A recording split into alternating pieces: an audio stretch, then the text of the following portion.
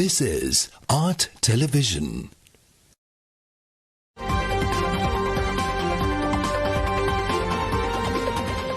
Coming up, State of Business, sponsored by UHD quality video streaming Samaga. Internet like a boss. SLT Mobitel Fiber. IWS Aviation.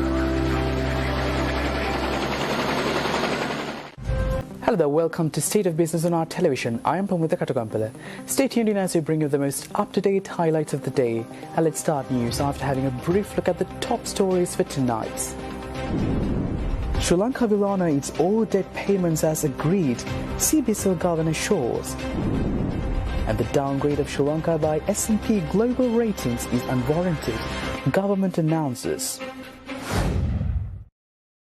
And now news in detail.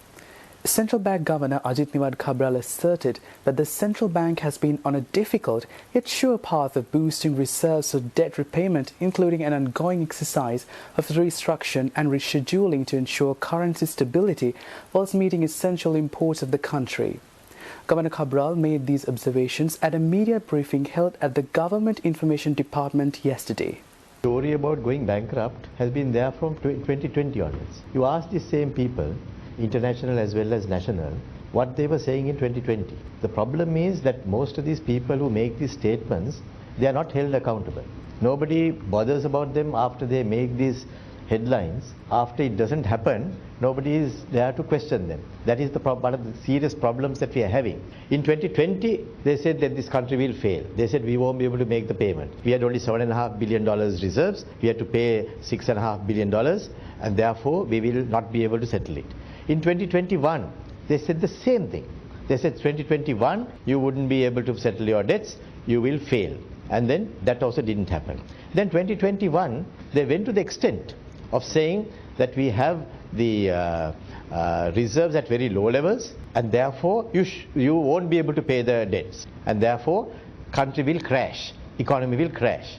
If you remember that, you take your mind back to all these people who said those things, including some of the journalists. I'm sorry to say I have nothing against them, but they were reporting what others were saying. They said that in 2021 we will not have reserves, and the reserves have now come to the level of being bankrupt, and that we won't be able to make ends meet. We very openly said we will have $3 billion and we will make the payments in 2022.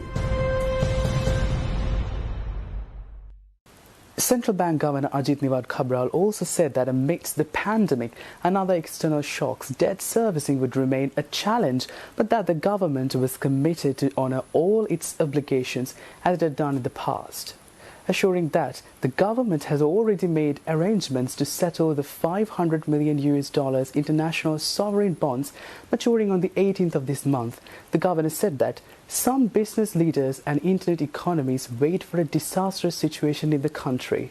Now they are saying, don't pay. $500 million is the international sovereign bond that we have to make payment. We have very categorically stated that we have earmarked the funds for that and that we will make the payment. Now when we say that, they have a different chorus. They start off with a different cry. Now don't pay. What are they saying not to pay? They are saying don't pay $500 million, and if you don't pay $500 million, all your problems will be solved. That's not the case. Your problems will get aggravated. That is why we have diligently, as a nation which has always honored its debts, we are making the payment, and we are making arrangements for every single payment.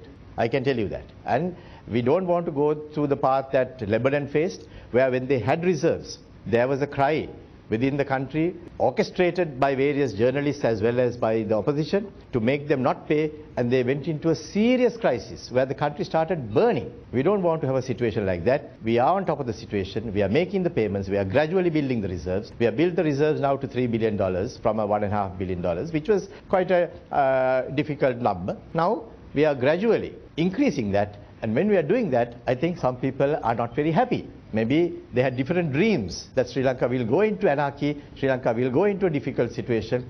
I can tell you very clearly, we will honour the debts, and therefore this country will have to stay stable in that exercise, and we are taking the necessary steps from various other sources that we are collecting the necessary funds to make sure that Sri Lanka will be able to honour its debts.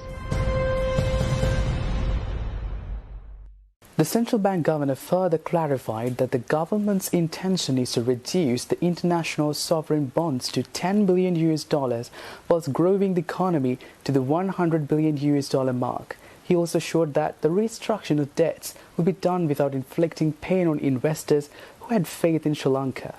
Restructuring does not mean that you go and say that you are bankrupt and that you cannot pay.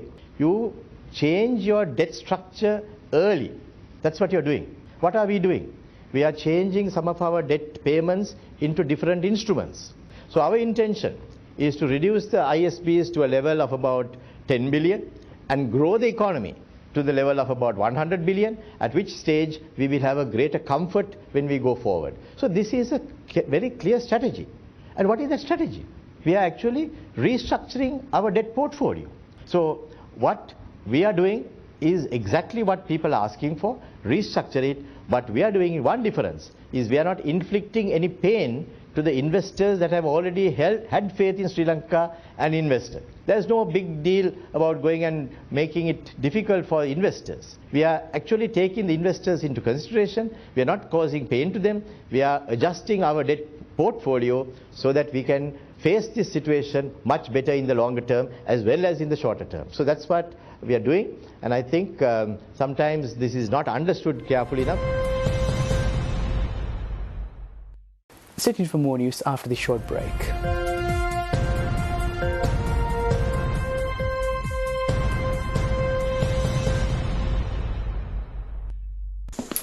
Alexa, get me some extra GB. For the first time in Sri Lanka, manage your SLT Mobitel home services with an Alexa device or the app. Connecting you with the latest tech. SLT Mobitel, the connection.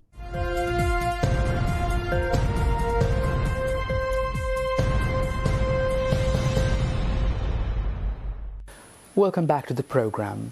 Sri Lanka's long-term sovereign credit rating by S&P Global Ratings lowered yesterday from CCC Plus to CCC with a negative outlook. In response, the CBSL, in a statement issued yesterday, has called the rating action unwarranted as it comes at a time when it has lined up funds to repay its maturing foreign debt liabilities. The ratings institution said that they expect the nation's external financial position would deteriorate in the future, affecting its ability to service debt in the next 12 months. S&P says that ratings can be lowered if fundraising falls short of government targets or foreign exchange reserves decline more than the expectations, leading to higher risk on debt servicing.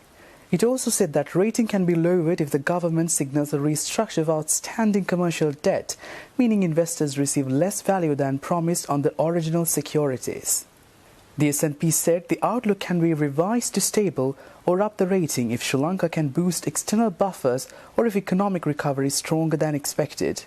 S&P explained that the move relates to the decrease in the nation's ability to maintain the foreign exchange resources needed to meet increased external obligations. They claim that the government faces an increasingly likely default scenario unless an unexpected positive development occurs.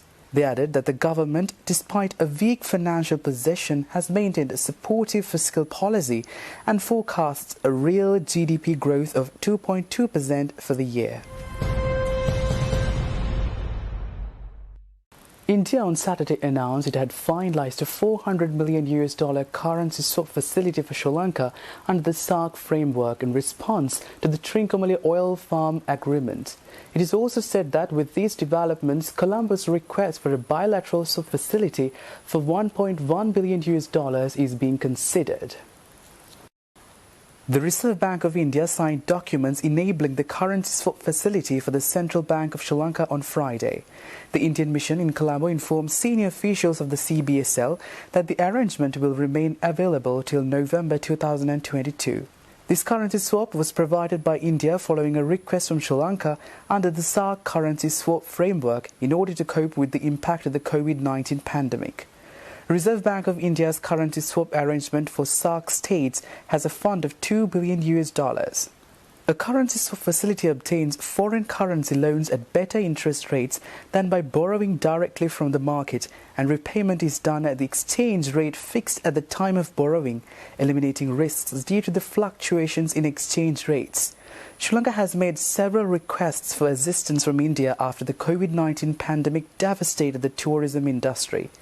The Indian move to aid the nation comes at a time when New Delhi is building relations with neighbouring countries against the backdrop of its border standoff with China.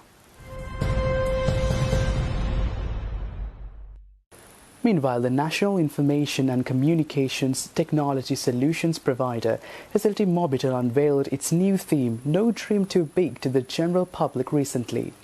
SLT Mobitel also ceremonially opened the new-built reception area at the Sri Lanka Telecom headquarters at a ceremony to mark the new year. SLT Mobitel's newest and unique campaign, No Dream Too Big, promises to engage and reach people and win their hearts. Addressing the gathering, SLT Group Chairman Rohan Fernandez said, since its historic brand unification 1 year ago, SLT Mobitel has contributed immensely towards the digitalization of Sri Lanka. He also added that through its unified approach, SLT Mobitel has leveraged integrated technologies, unlocking access to multi-platform telecom applications and solutions, offering customers a new world of telecom and lifestyle impacting experiences. Today, I stand before you a very confident person for you believing in us and I believing in you. That led us to achieve more than what we expected. So today, I can confirm that we have crossed the 100 billion rupee turnover for the group for the first time in the history of SLT.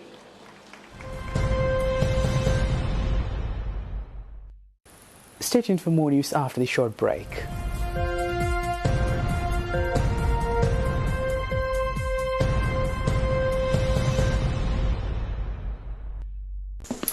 Alexa, get me some extra GB. For the first time in Sri Lanka, manage your SLT Mobitel home services with an Alexa device or the app.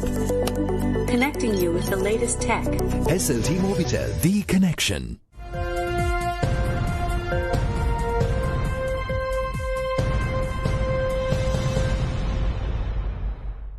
Welcome back to the program.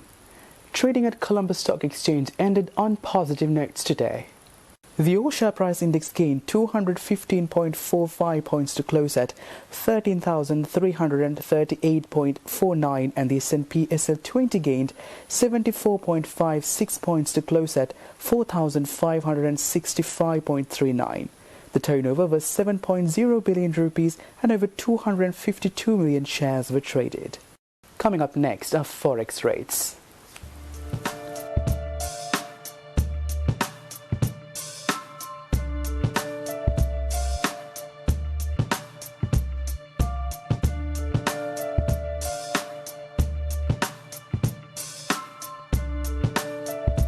Well, that's all we have here today. See you tomorrow with State of Business at the usual time.